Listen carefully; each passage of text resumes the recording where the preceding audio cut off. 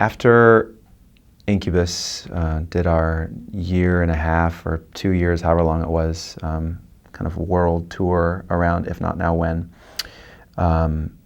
we were pretty certain that taking a break from the road was a good idea for us, I think probably physically and emotionally. And the older we get, the more we'll do a big tour and then we have to not be on tour for a period of time. And so it remains fun and adventurous and not become a rut of sorts. So we decided to take some time off, and taking time off for me, and I know for probably everybody else in the band, doesn't necessarily mean not doing anything at all. We're not home twiddling our thumbs and walking around in circles. I love writing music. I love making art. It's sort of why I'm here on Earth this time around. And so I had been talking with Brendan O'Brien since we were finishing If Not Now When, because he was the producer on that. And that was the third Incubus record we'd done together. So we started to muse as we were mixing the album. I was a little bit bittersweet about it being finished, because kind of my favorite part of the process is writing songs and recording them. And it's almost like you're unwrapping these gifts every few days. Like you have an idea of what it might be, but then once you unwrap it and listen to it and its finality, it's usually completely different than what you had in mind. So they're like little gifts that sort of pop out of the ether.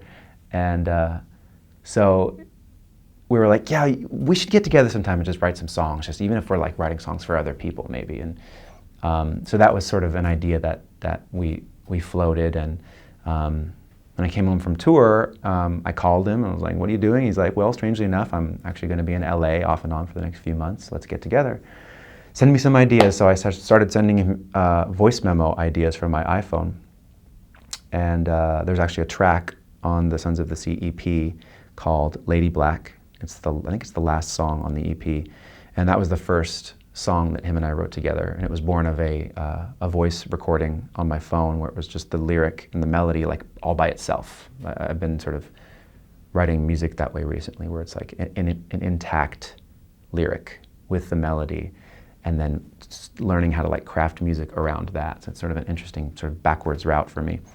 And he called me and played me a musical riff and sort of arrangement that he'd written around it. And then a few weeks later we got together and recorded it.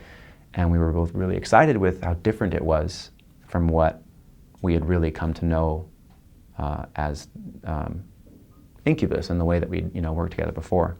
So we just kept working together off and on over about 6 months, and we didn't have a title for the project. We didn't know exactly what we were doing. We wrote all of the songs almost entirely in the studio, which was really new for me as well. And it was just a really different, highly rewarding, really, really fun process to work with Brendan in such a different capacity after having worked with him on 3 Incubus records, so over 10 years of a partnership that all of a sudden was totally different.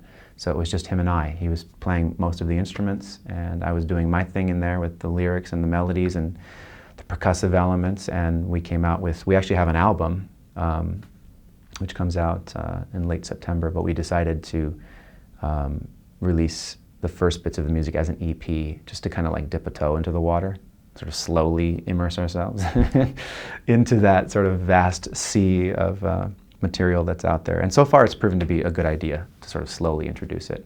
So that's kind of the beginning of Sons of the Sea.